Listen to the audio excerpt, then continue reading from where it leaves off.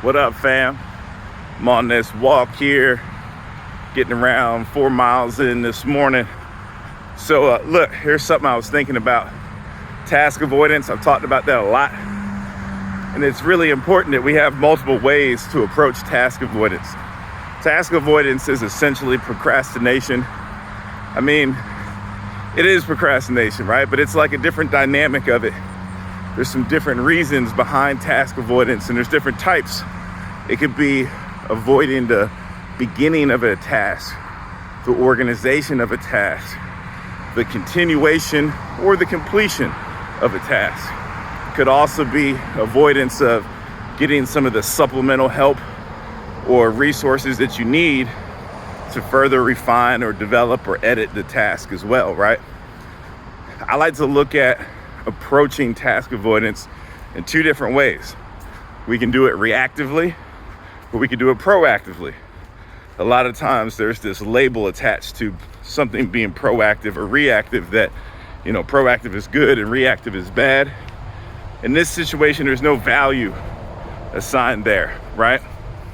The idea is that proactive approach to task avoidance helps to reduce the intensity and the frequency of task avoidance. Reactive, you're still going to find yourself in situations where you're avoiding a task that you don't want to be. So you still need to have reactive solutions already developed. The idea is you spent some time thinking about these things beforehand so that when the situation occurs, you're not wasting your time trying to figure out what's going on. You got some go-to ways. Think about it like going to a restaurant. The restaurant has a menu for a multitude of different reasons, but you don't go to the restaurant and try to figure out what you want them to make. What ingredients you got? Maybe we can do a little bit of this. Maybe a little bit of that, right? So there's all these different ways to approach it, but this is why you need reactive and proactive, and you have to think about them, and you have to think about them proactively. You have to think about being reactive proactively. That's kind of funny. So the proactive way is really just about building a routine. That's the best way that I like to approach it.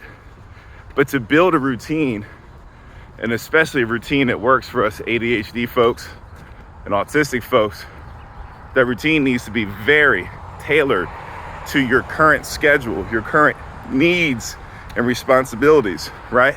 Because if it's not, you're not going to be able to maintain it.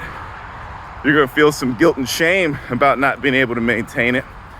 And it's just not going to work. You're going to look at it and you're not even going to be able to start. I can't even think about this clearly, y'all. I can't even speak on it clearly, rather. So anyway, when you're building a proactive approach to task avoidance, think about that routine. First, gather all the details about the results that you want. I say results because we want to make our goals the small things that we do to get the result. So for example, if I was running a marathon, I need to be able to run 26.2 miles.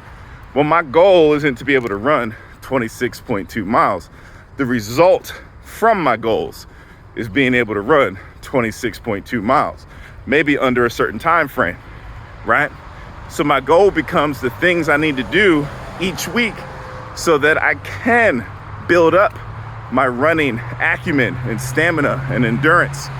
So maybe it's I'm running 4 days a week on Monday, Wednesday, and Friday, and maybe on a Saturday or Sunday. And I've identified the times in which I'm running, the distances and the trails in which I'm running. We're taking away a lot of the friction, a lot of the unknown variables, so that when you wake up in the morning, you know exactly what you have to do. So for me, for my walks, I have a goal of walking 4 days during the week and at least once over the weekend. So that's about 5 days a week. Let's say 4 days during the work week, I should say. And I like walking in the morning. The rest of my family is not early risers. So as long as I'm able to get back by a certain time, I can get ready, drop the kids off, do what I need to do, right? But I also know that if I have to find my clothes in the morning and I can't find them, I'll get frustrated because I don't want to make a bunch of noise. So I prepare them before time, right? These are things that I think about throughout the process to create my routine. My routine's not exact. I'm not a machine, right? None of us are. We're humans. So you have to give yourself some grace. I was talking about bending, but not breaking. All right. So that's the proactive way to address some task avoidance, is to start making a routine, but to think about that routine so you can design something. And then after you've done it for about a month, you've tweaked it to where it really works for you, right? That's step one. Talk about reactive stuff later, because right now I need to keep walking, y'all. Got a busy week. We got this thing. Keep doing it. Keep walking.